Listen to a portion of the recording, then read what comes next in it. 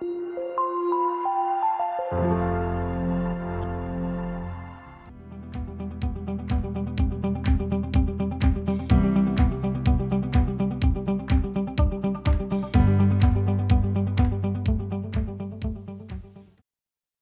আমি মোটামুটি ল্যান্ডসেটের ইমেজ কিভাবে ডাউনলোড করতে হয় এটা আমি দেখিয়ে দিলাম।